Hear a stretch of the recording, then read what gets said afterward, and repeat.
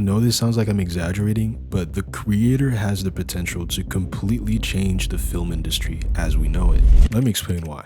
2023 has been a really interesting year for movies so far. We've had amazing movies, but also a lot of movies that flopped and resulted in a bunch of studios losing hundreds of millions of dollars. There's been this recent trend in Hollywood where studios spend an unfathomable amount of money on projects. But the thing is, just because you throw money at something doesn't necessarily make it good, nor does it guarantee it being successful. The creator managed to achieve a level of filmmaking that, in my opinion, exceeds most blockbuster movies we've had this year, and with only a fraction of the budget. So why are all these studios spending up to $300 million on all of these movies?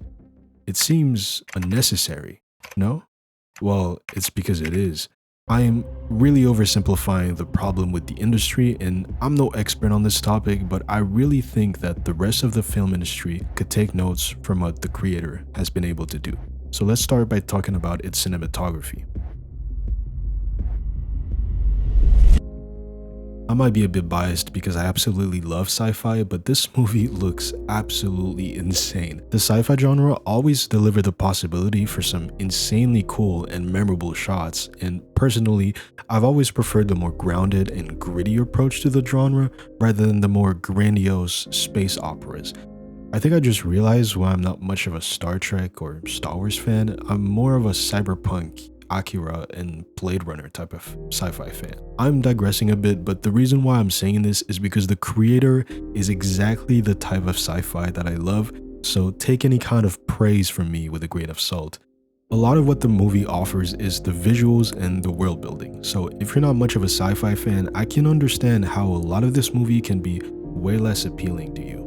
I've been complimenting the visuals a lot, but what exactly made the cinematography of this movie special? I briefly mentioned earlier that this movie's budget was a fraction of most blockbusters we've had this year, and with a budget of around $80 million, this movie had to make a few compromises and get pretty creative with its filmmaking. Instead of using the usual big cinema cameras that can cost up to $100,000, they instead went with a Sony FX3. We don't have to get into all the technical details, but the important thing to note here is how small the camera is and how it's only $4,000. I know $4,000 is still a lot of money. You can basically buy a car with that amount, but for movie productions, that is on the really cheap side. The FX3 basically allowed them to keep the crew small, compared to how in big productions you need like a dozen people just to operate the camera. A lot of the times, Gareth Edwards, the director of the movie, was the one operating the camera himself.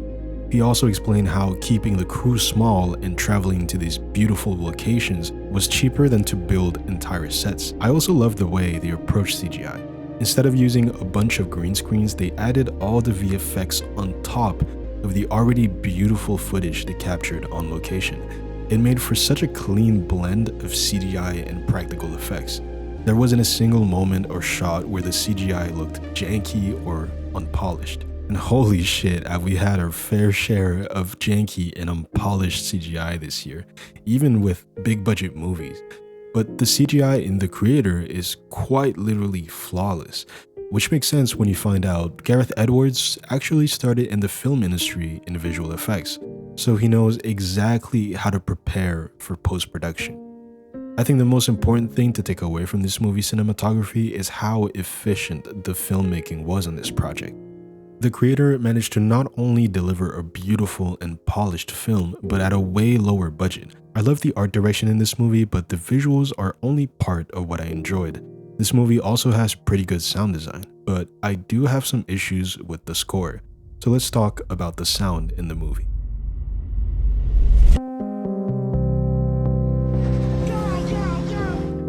I'm going to be honest, the score didn't really stick with me or move me in any way, which is why I was extremely surprised to see Hans Zimmer's name pop up in the credits. This movie's music is nowhere near as memorable as his other more popular work.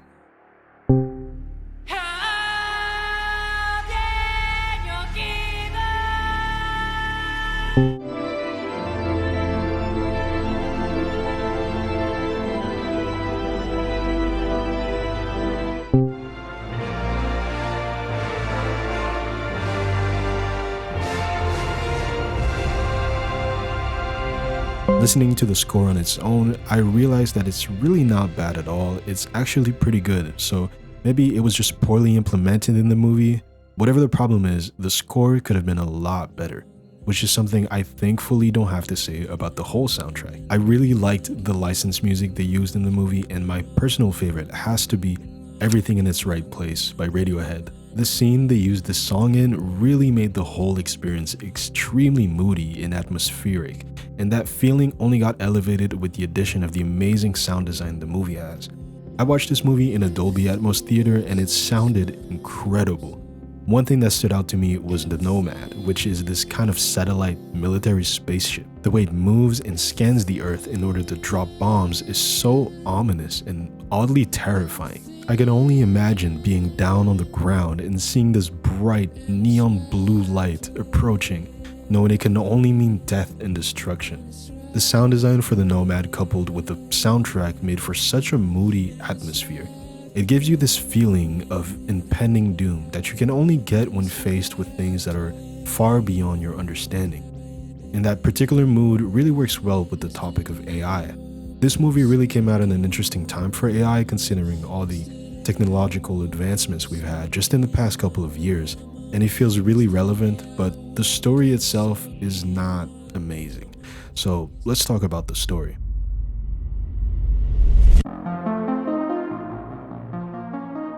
It pains me to say this, but the story is really what brings this movie down from being a masterpiece, which sucks because the story is the single most important thing in a movie. Now, I will say this though, I actually really enjoyed the movie when I first watched it, and I thought it was amazing, but after reading a lot of reviews, I unfortunately have to agree with a lot of the criticism this movie gets. I don't know if that's necessarily a good thing, because on one hand, I shouldn't really read any other reviews, or at least not until I finish mine, so that my opinion doesn't change based on other people's experience. But on the other hand, I feel like I could benefit from other people's perspective and realize things that I haven't really thought about when watching. This is just something I've been thinking about, and let me know what you think about this. Do you look up reviews before and after watching a movie, or do you go into it blind and trust the opinion that you form off of your own experience? Anyway, initially I really enjoyed the movie and I didn't really have any problem with the plot except some small nitpicks, like how the movie had some really unnecessary plot convenience. There's this scene where a literal monkey picks up a C4 detonator and blows up a tank, which is undoubtedly pretty funny, which is why it's just a nitpick. One thing that did bother me though is how Joshua, the main character, and Alfie, the robot girl, didn't really have good chemistry. I understand that they're not really supposed to at the very start of their relationship. This is hella fun. Why don't you want to get in the car? It's a lot of fun.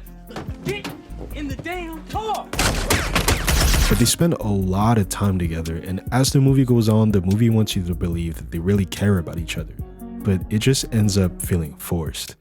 There's no particular moment that makes them bond or anything, which is a shame because when I looked at behind the scene footage of them hanging out, they look like they're having so much fun, and you would think that chemistry would translate on screen, but it just doesn't for some reason. Where is my wallet? Another thing that I realized after seeing this issue brought up in a lot of reviews is that this movie doesn't really have anything new or profound to say about AI. If the robots were replaced with aliens, I think the story of the movie could have been almost the same, which is weird because there is so much potential when you tackle a topic as complex as AI. It's as existential as sci-fi can get. Now, I don't really want to sit here and talk about all the specific things that I liked or didn't like about this movie, or else this review would be way too long. But I think I touched on most of the important issues I had with the movie. And it's a shame because I really think this movie had so much potential. It's not bad, but I was really hoping it would be a masterpiece. But I said earlier that this movie still did something that I think the rest of the industry should take notes from. So let's talk about how this movie has the potential to change the entire industry as we know it. As a general rule, a movie needs to make 2.5 times its budget at the box office in order to break even.